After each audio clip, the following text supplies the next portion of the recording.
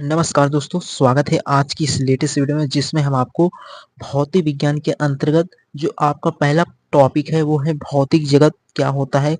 किस तरीके से आप भौतिक विज्ञान के अंतर्गत भौतिक जगत के बारे में समझ सकते हैं, उनके बारे में आपको डिटेल में डिस्कस करेंगे। तो भौतिक जगत जो होता है वो 11th क्लास का चैप्टर नंबर फर्स्ट होता है।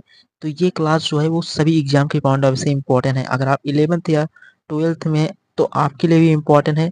अगर आप किसी कंपटीशन एग्जाम की तैयारी कर रहे हैं उनके लिए भी इम्पोर्टेंट है। जैसे बात कर लेते हैं, अगर आपके डिफेंस में जो फिजिक्स बनती है उनके पॉइंट ऑफ व्यू से भी बहुत इम्पोर्टेंट होगा। आप किसी भी एग्जाम की तैयारी कर रहे हैं, अगर उसमें फिजिक्स बन रहा होगा तो यहाँ पर हम हर एक टॉपिक को कंप्लीट डिटेल में डिस्कस करेंगे।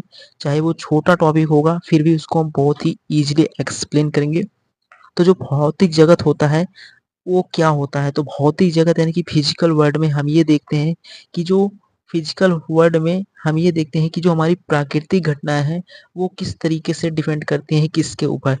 तो प्राकृतिक घटनाएं कहने से अर्थ ये निकलता है कि जैसे जो सूर्य के निकलने का जो प्रकाश होता है वो किस तरीके से होता है और ये क्या है, एक प्राकृतिक घटना है। तो फिजिकल वर्ल्ड में हम यही समझते हैं कि भौतिक विज्ञान में हमें क्या-क्या और किन-किन टॉपिकों को समझना है।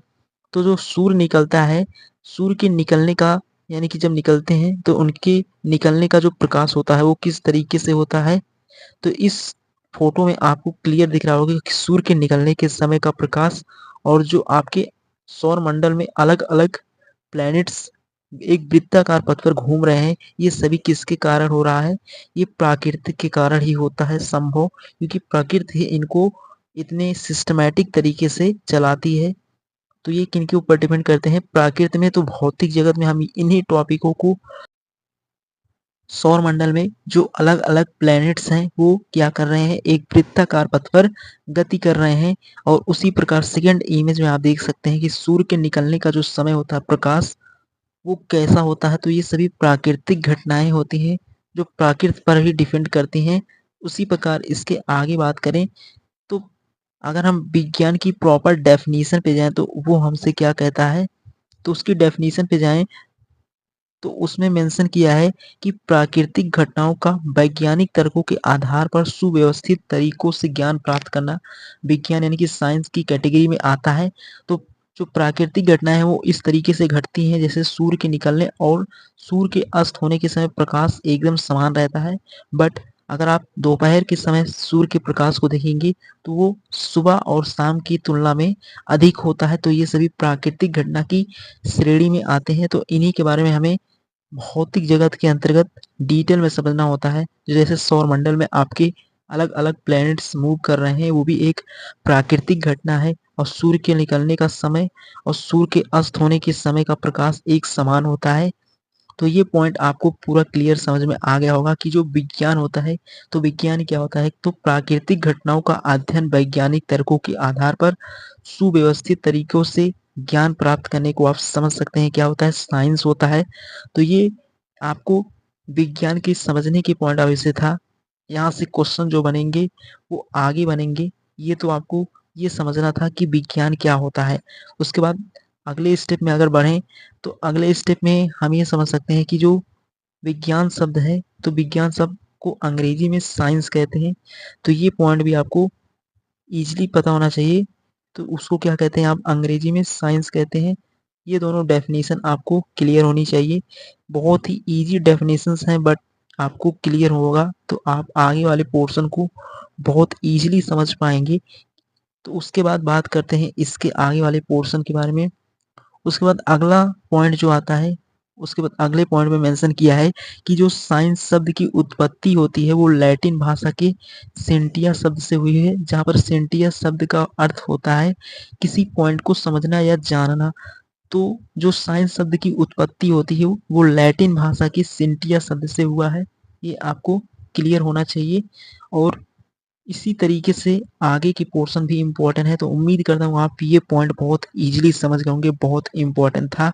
उसके बाद इसके आगे वाले पोर्शन के बारे में बात करें तो उसके बाद अगले पॉइंट में मेंशन किया है कि जो विज्ञान है वो कहाँ से आया है। तो विज्ञान शब्द संस्कृत भाषा का शब्द है तथा इसे अरबी भाषा में इल्म कहते हैं। ये समझना होगा कि जो विज्ञान शब्द है वो संस्कृत भाषा का क्या होता है, शब्द होता है, जहाँ पर इसे अरबी भाषा में इल्म कहते हैं। उसी प्रकार अगर हम विज्ञान को डिफाइन करें उसके शब्दों को, तो विज्ञान का अर्थ होता है विधन ज्ञान, यानी कि जो विशेष प्रकार के ज्ञान को आपको समझाते हैं वही विज्ञान होता है। तो विज्ञान में हम ऐसी बहुत सी घटनाओं के बारे में समझते हैं जो अलग अलग वैज्ञानिकों ने घटी हुई हैं, उनके बारे में एक्सप्लेन किया है। आगे आपको पूरा क्लियरिटी आ जाएगी कि किस तरीके से वो घटनाएं घटती हैं, जो आप अपने दैनिक जीवन में खुद देखेंगे। तो वही यहाँ पर उस शब्द को जब हम तोड़ते हैं बी और धन ज्ञान, तो जहाँ पर एक विशेष ज्ञान के बारे में हमें फुल इंफॉर्मेशन मिलती है, वही आपका साइंस यानी कि विज्ञान होता है। तो उसके बाद इसके अगले पॉइंट के बारे में बात करें, उसके बाद अगले पॉइंट में आप ये समझ सकते हैं कि विज्ञान का जो शाब्दिक अर्थ होता है वो विशेष प्रकार का ज्ञान होता है।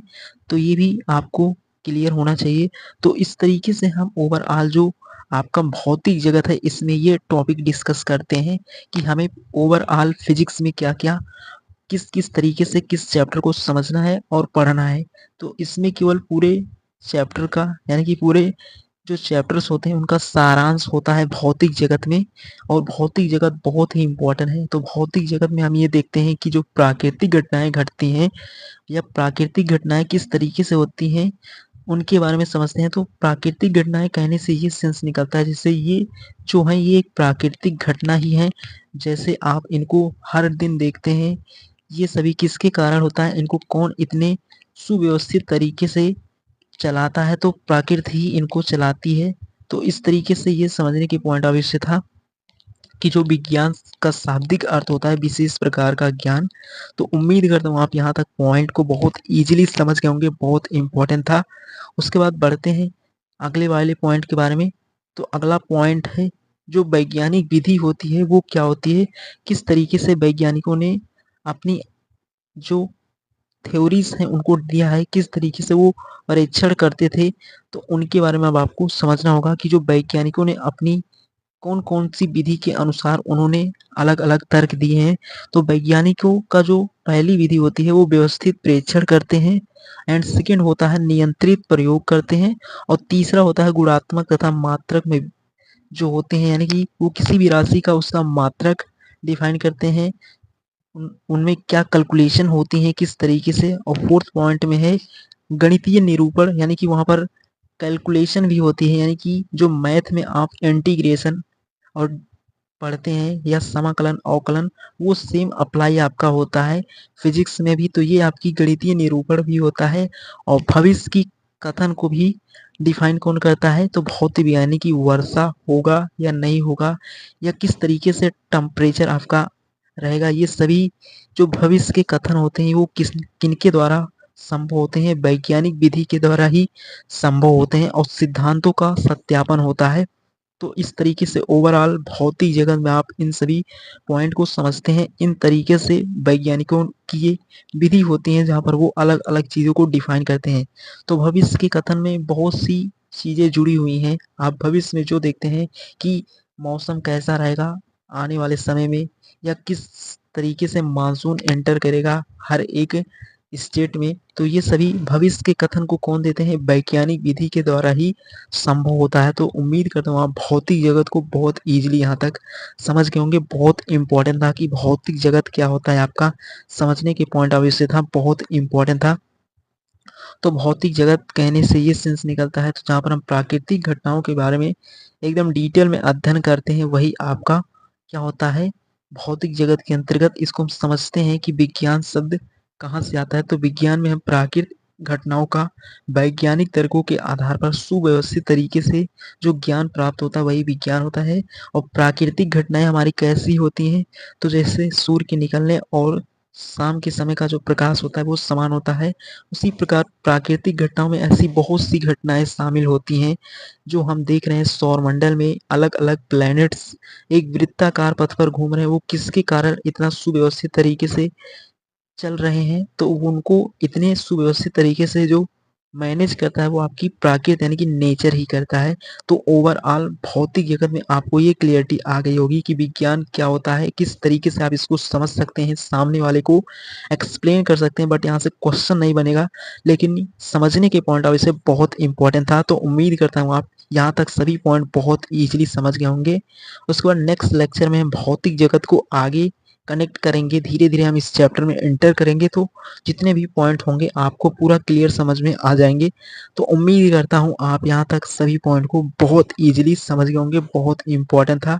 अब इसके नेक्स्ट वाले लेक्चर को नेक्स्ट लेक्चर में आपको डिटेल में डिस्कस करेंगे। नेक्स्ट टॉपिक को एक नए सीरीज में आगे के पोर्शन में आपको कनेक्ट करेंगे। अगर आप फोकस से देखे होंगे तो इसके इंट्रोडक्शन वाले पार्ट को बहुत ईजिली समझ गए होंगे, बहुत इंपॉर्टेंट था। तो उम्मीद करता हूँ आपको सभी पॉइंट फुल क्लियर हो गए।